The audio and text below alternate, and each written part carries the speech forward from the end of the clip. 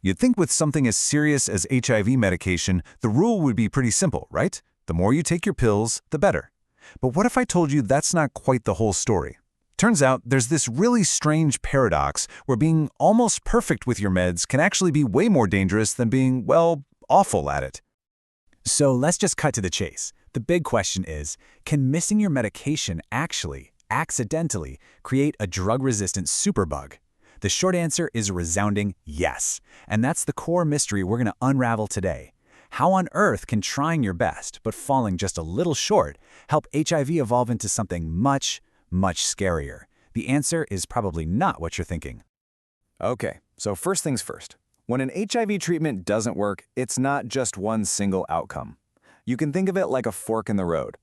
Both paths lead to failure, but they are two very, very different kinds of failure. One is a setback for sure, but the other, that one's a much bigger problem. So on one side, you have simple treatment failure.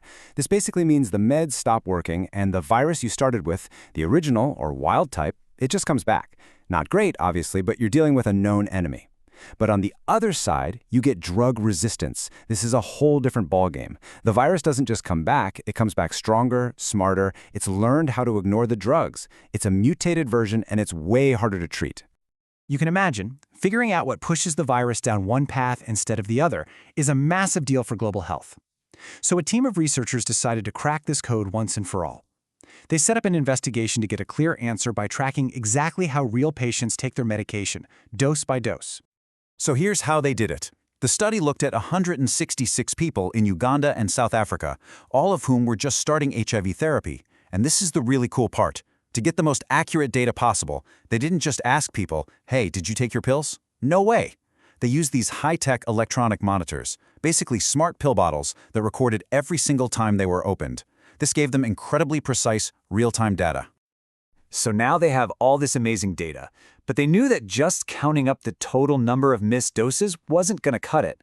To really find the pattern that leads to drug resistance, they had to slice and dice that data in two completely different ways.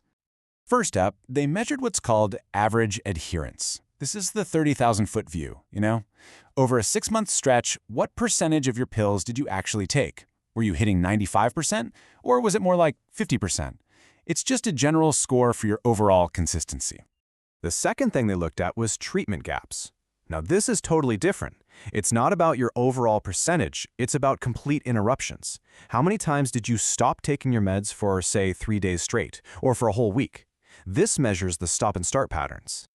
All right, so they've got the patients, they've got the super accurate data, and they've got these two different ways of analyzing it. It was finally time to put it all together and see what they found. Which pattern of behavior was the real villain when it comes to creating drug-resistant HIV? So, what do you think it was? Was it the people who took long breaks from their treatment, or the ones with a really low overall average? Well, the answer, buried in that data, was a complete surprise, and it pointed to a very specific and kind of scary danger zone. And here is the big reveal. Look at this chart. Unsurprisingly, the patients whose treatment worked had a high average adherence, around 83%. Makes sense. Now look at the other end. The patients who failed but didn't develop resistance, they had a really low adherence, only about 21%. They basically weren't taking the drug at all. But here's the shocker. Look at that bar in the middle. The group that actually developed drug resistance had an average adherence of 35%. Not the lowest, but this dangerous in-between level. This right here is the adherence paradox.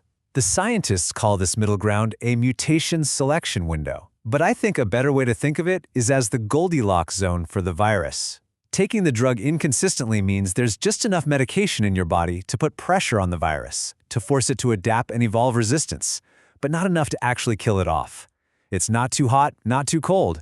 It's just right for creating a superbug.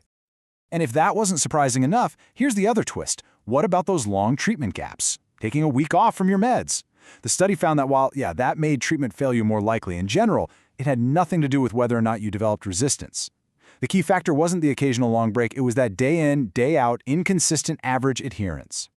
So this isn't just some fascinating science experiment. This has huge, real-world consequences for how HIV is treated and how we talk to patients about their medication all over the globe. Honestly, understanding this paradox kind of changes everything. So what's the bottom line here? Well, this completely changes the conversation. Doctors can now explain that it's not just about avoiding long breaks. The real goal is maintaining that high, consistent level of medication. It proves that this middle-of-the-road, inconsistent adherence is the absolute sweet spot for creating resistance. And that's incredibly important, especially for managing the older, efavirenz-based drug regimens that are still used by millions of people worldwide. And all of this leaves us with a really fascinating question for the future. We now know this danger zone exists for these older drugs, but what about the new ones? As we develop more and more potent, more forgiving HIV medications, the kind that stay in your system longer, could this dangerous Goldilocks zone shrink or maybe even disappear completely? Well, that's the next big puzzle for researchers to solve.